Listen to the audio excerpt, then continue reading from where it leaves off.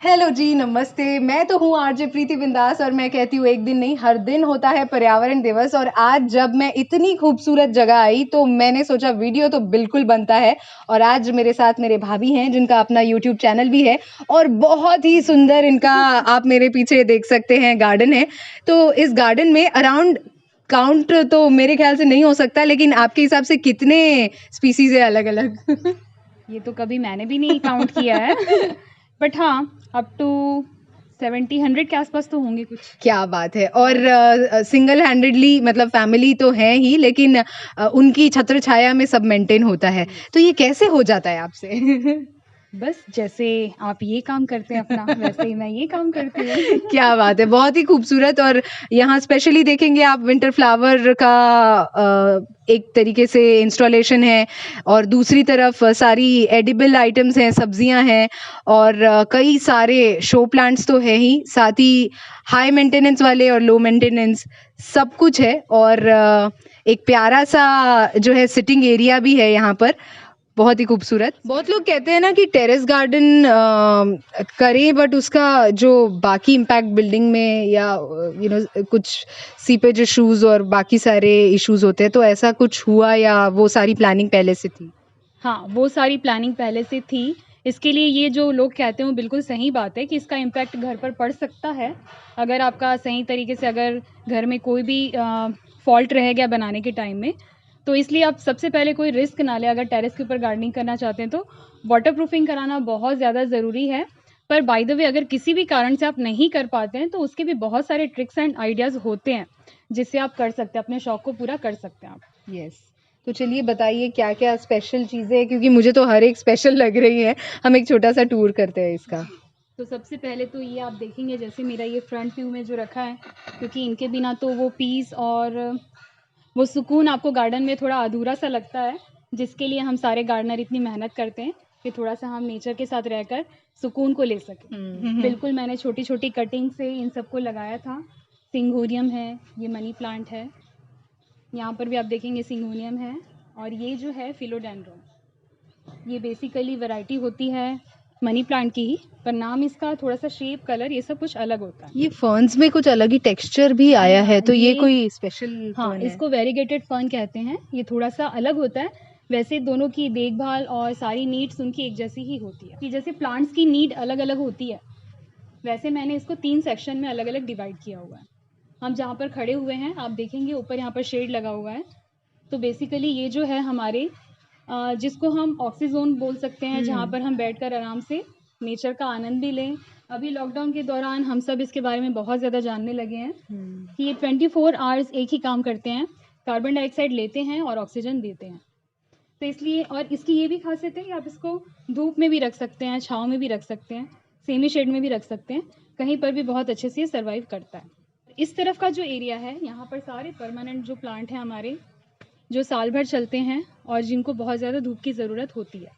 ये जो प्लांट आप देख रहे हैं, देखने से तो आपको बिल्कुल नॉर्मल सा दिखेगा ये, बट इसकी खासियत ये है कि इसका नाम है चाइनीज लैंटर्न। और इसकी पत्तियां भी देखेंगे बहुत खूबसूरत है। चिनार टाइप की थोड़ी इसका हाँ, ये है और ये जो आप देखेंगे अभी ये पूरी तरीके से खिला नहीं है। बिल्कुल ये ऐसा खिलता है जैसे कि कोई चाइनीज लैंटर्न जैसे होती है, जो कैन वो कंडील बोलते हैं जिसको हम, हाँ। झूमर की तरह बिल्कुल। ये अभी खुलेगा, कल या परसों में खुल जाएगा ये। बहुत खूबसूरत लगता है। तो अभी देखेंगे, अभी इसका ये सीज़न आ रहा है, बहुत सारी कलियां इसमें लगी हुई हैं। बहुत खूबसूरत ये प्लांट है।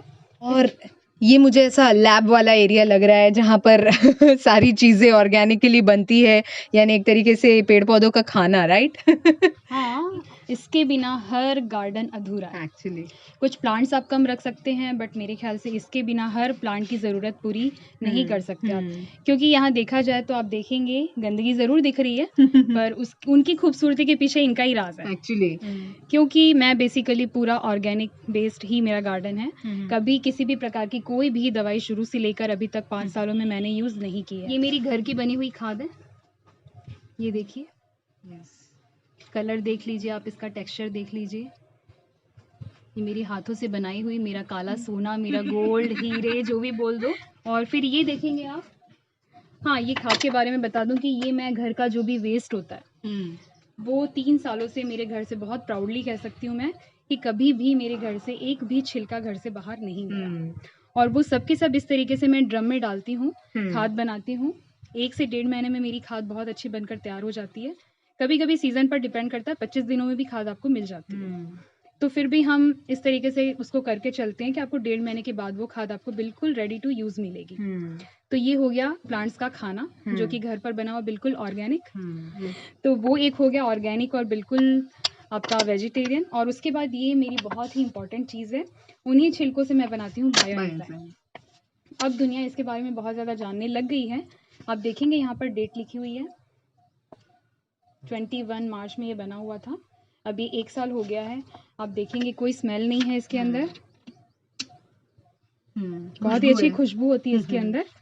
तो इस तरीके से मेरे पास ये आप समझ लीजिए 100 बॉटल्स के अराउंड ये होंगे मेरे पास। तो बोलते ना जितना पुराना होगा ये उतना ही हमारे प्लांट्स के लिए बहुत अच्छा है। तो पेस्टिसाइड के लिए आप जितने भी आपके पास फ्लावर्स हैं, जितनी भी पत्तियां आप पिंचिंग करते हैं, जो भी फ्लावर्स आपके निकलते हैं, वो सब से आप पेस्टिसाइड तैयार कर सकते हैं। जैसे कि सेवंती के फूल हैं, गेंदा के फूल हैं, वो बहुत अच्छा पेस्टिसाइड के रूप में यूज़ आते हैं। और दूसरे नींबू जो भी सिट्रस फैमिली के होते हैं, या कोई भी छिलके आपके घर में निकल रहे हैं, कुकुम्बर हो गया, सैलेड के छिलके, कोई भी गाजर, कुकुम्बर, ऑनियन, ये सब को मिक्स करके या अलग अलग भी आप बना सकते हैं। ये सब जो है नॉर्मल आपका ये इनका खाना हो गया। जैसे हम खाना खाते हैं पर हमको साथ में कुछ ड्रिंक भी लगती है, चाय हो गया, कॉफ़ी हो गया, या फिर हाँ शरबत हो गया। कभी कभी हमारा मन जैसे कुछ अलग करने के लिए करता है, वैसे ही ये प्लांट हमारे बच्चे हैं वो भी बोर हो जाते हैं एक ही खाना रोज दाल चावल सब्जी रोटी खाकर। तो उनको इस तरीके से कभी कभी ऐसा कुछ डोज देना पड़ता है। और इसको देने के बाद आप खुद देखेंगे कि इनकी जो पत्तियों की चमक है या इनकी जो इम्यून सिस्टम है वो बिल्कुल जैसे डॉक्टर का सिरप होता है ना, वैसे ही ये अपनी इम्यूनिटी बढ़ा लेते हैं।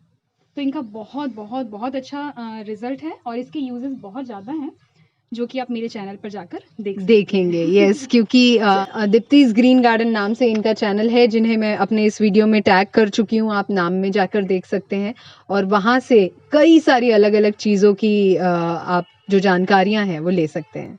अब यहाँ पर जो है सबसे इम्पोर्टेंट और ज़रूरी सेगमेंट है जो यूज़ कर रहे हैं, जैसा कि मैंने आपको बताया, घर के छिलकों से हम खाद बना रहे हैं, तो फिर वो वापस किचन से जो निकला है उसका रिफिल तो कुछ होना चाहिए।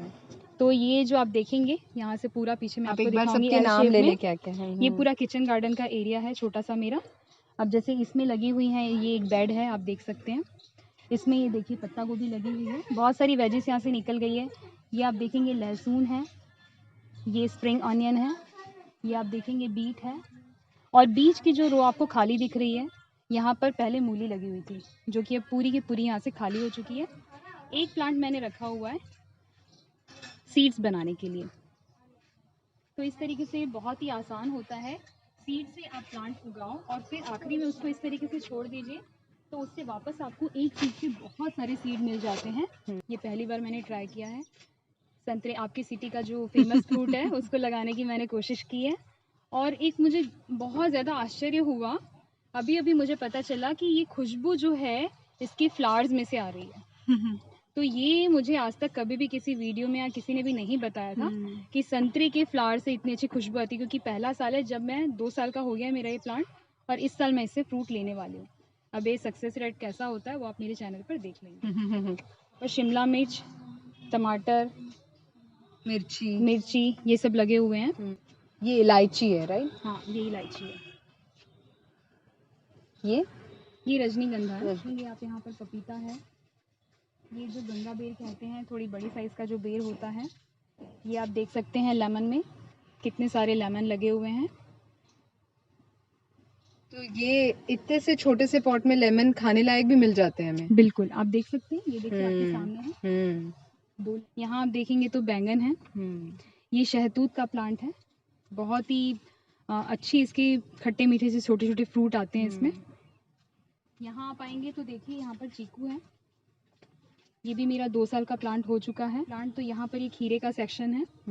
अब यहाँ पर ककड़ी आएगी, जो पतली वाली ककड़ी गर्मियों में मिलती है। ओह, आई गेस इतना सब कुछ है कि मुझे 3-4 वीडियोस यहाँ पर आकर करने पड़ेंगे। मेरी बिल्कुल तैयारी नहीं थी, लेकिन मेरे से रुका भी नहीं गया।